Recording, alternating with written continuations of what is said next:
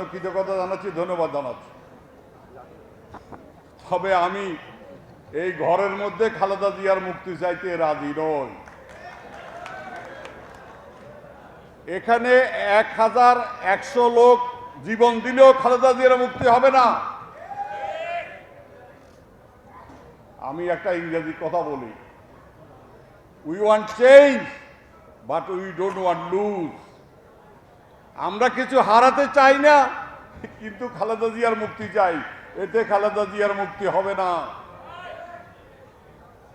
ব্রিটিশের 200 বছর, পাকিস্তানের 25 বছর, বাংলাদেশের 48 বছরে এই ধরনের সিভিল ডিক্টেটর বাংলা কোনোদিন ক্ষমতায় আসে নাই। 30 তারিখে ভোট, 29 তারিখে ভোট শেষ। পৃথিবীর কোথাও ঘটনা ঘটে নাই। খালেদা জিয়া আজকে আর আপনাদের বিএনপি নেত্রী নয়, ওই যে ওখানে লেখা আছে দেশ নেত্রী।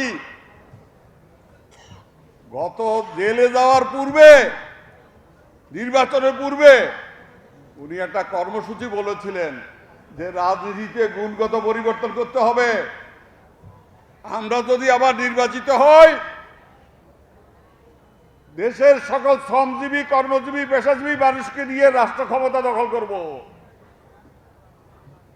শুধু দলীয় নেতাকর্মীকে দিয়ে পৃথিবীর কোন দেশে যত বড় দলই হোক, ডিক্টেটর, স্বৈরশাসক, ফ্যাসিবাদের পতন ঘটানো যায় না। আমরা এখানে যারা এসেছি, আপনারা যদি বিএনপি এক আন্দোলন করে খালেদা জিয়াকে মুক্ত করতে পারেন, সবার আগে আমি এসে আপনাদের গলায় মালা দেব। আমি আপনাদের নেতার গলায় সবার আগে মালা দেব। কিন্তু এই কথাটা আমি 10 বছর জেল খেটেছি আন্দোলন সংগ্রাম করে। এই দেশের জন্য আমি, কাদের সিদ্দিকী, মন্টু, আমরা জীবন দিতে গিয়েছি। আন্দোলন সংগ্রাম বুঝতে হবে, জানতে হবে। আত্মকলহ করে আন্দোলন সংগ্রাম করে খালেদা জিয়ার মুক্ত করা যাবে না। আপনারা যারা স্লোগান দিচ্ছেন, আপনাদের খালেদা জিয়ার প্রতি ভালোবাসা, আন্তরিকতার প্রতি আমি কোনো অসম্মান করতে চাই না। যদি দেশ নেত্রীকে মুক্ত করতে চান, জাতিকে ঐক্যবদ্ধ করতে হবে। ইনস্টিটিউট অফ ইঞ্জিনিয়ার্সের ভিতরে স্লোগান দিয়ে মুক্ত হবে না। সারা বাংলায় ছড়িয়ে পড়তে হবে, সারা গ্রামে গ্রামে ছড়িয়ে পড়তে হবে। জাতিকে ঐক্যবদ্ধ করতে হবে জাতীয় নেত্রীকে মুক্তি করার জন্য। আমি সোহরাওয়ার্দী উদ্যানে বলেছি, চট্টগ্রামে বলেছি, রাজশাহীতে লক্ষ জনতার সামনে বলেছি, সিলেটে লক্ষ জনতার সামনে বলেছি। আপনাদেরকে বলি, 1 লক্ষ কর্মী জেলে আছে, 50 লক্ষ মামলা আছে। দরকার হইলে আরো 50 লক্ষ আমরা সমর্পণ করে কারাগারে যেতে রাজি আছি, তাহলে খালেদা জিয়া মুক্ত হতে পারে। স্লোগান দিয়ে ঘরের ভিতরে খালেদা জিয়ার মুক্তি হবে না। আমি এখনই আপনাদের সাথে রাস্তা নামতে রাজি আছি। আপনার রাস্তা নামবেন কিনা সিদ্ধান্ত গ্রহণ করুন।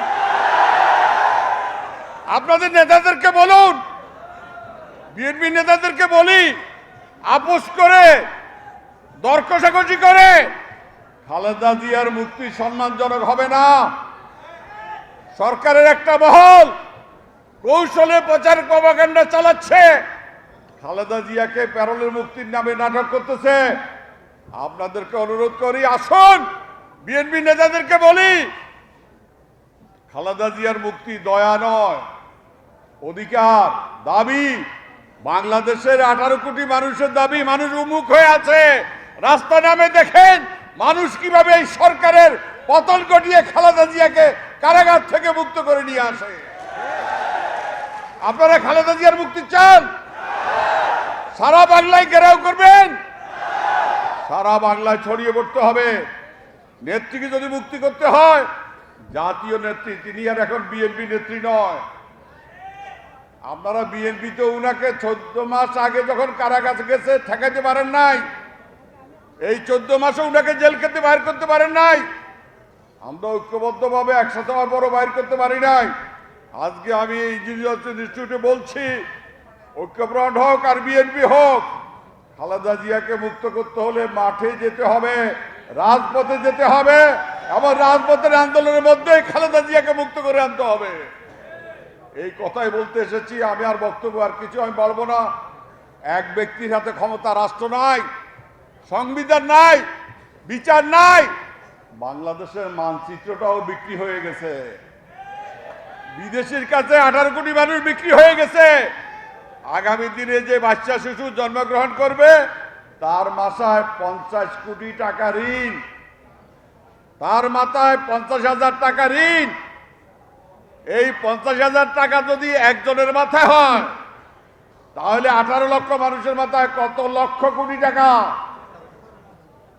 ঘুষ খাওয়ার জন্য, কমিশন খাওয়ার জন্য, দুর্নীতি করার জন্য বাংলাদেশটা বিক্রি হয়ে যাচ্ছে, বিক্রি হয়ে গেছে। মুক্তিযুদ্ধের সরকার, স্বাধীনতার সরকার, স্বাধীনতার দেশ নাই।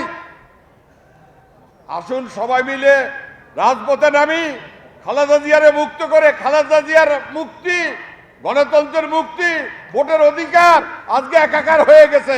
খালেদা জিয়ার মুক্তি মানে গণতন্ত্রের মুক্তি। এটার জন্য আন্দোলন করতে হবে, সারা বাংলাদেশে ছড়িয়ে পড়তে হবে। আপনাদের ধন্যবাদ।